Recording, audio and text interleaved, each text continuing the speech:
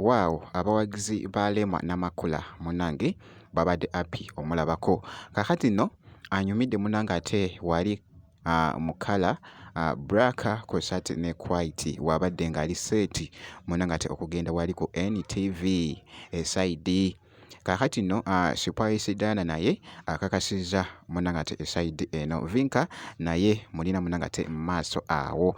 Bampita Jaminati nsinzira ku Jaminati yoge wabula kansoke nkutegeeze nti kasita obeera nga tonaba kulayikinga vidiyo ogirayikinge kw'ossa ate n'okusubscribinga kasita obeera nga tonaba.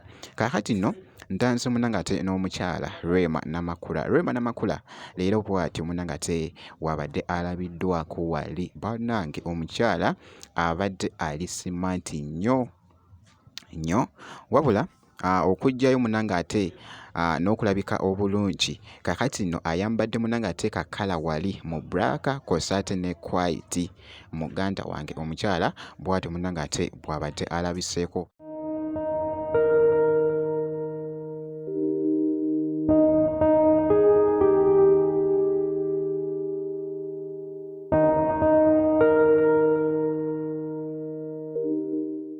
Wabula abadde ali mu kwolekera munange ate ku NTV. Kaakati nno ku side y'emu ne beegwako ko ne TV presenter muyite munange ate Linda Dane. She looks like Linda. She looks like Linda. Did you see that? Yeah, I did. But I had like No. You too. That's given the first time. Linda Dane. So beeguddeko munange ate bwe batyo. So ne boogerayogeramuko katonotono nga boogezaako okulaba akatambyako omukyala munange ate Rema Namakula. Ate nga nkwongeddeyoko Spice Diana. Spice Diana avuddeyoko n'akakasa munange akoze statement wano, akoze post n'agamba nti no may all the negativity return to its sender. Okategeera. N'agamba nti nno leka obubi munange ate bwonna budde eri oyo eyabusindika. Ky'oba omanya nti nno nze ndi sitooko empya. Okategedde oba nkaddemu. N'akakasa n'agamba nti nno ky'oba omanya nti nno nze ndi sita n'ekifaananyi kiikyo n'akiteekayo nga bw'ogezaako okulaba omukyala abadde ayaka.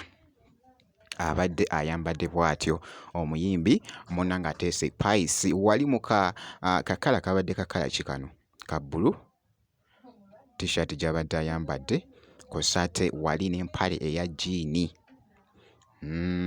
Omukyala munange ate Spice Diana. So akakasizza nno n'agamba nti nno sitooko empya lwe luyimba munange ate olukyatambula ku Spice Diana munange ate eside eyo. So bw'atyo Spice bw'agambye. Ate nga nkwongeddeyoko Vinka naye avuddeyoko wali n'akakasa. Actually it was a sound wali ebadde sound eno gy'ava okukyalenjinga ku mukutu ogwa TikTok. Agambye nti nno ebirungi naye alina munange ate ntoko wabula bannange Vinka taggwayo. Ssebo biibino nno byabadde agamba. Leero njagala kuggyawo ebibadde binjogerwako nti siina kalungi konna.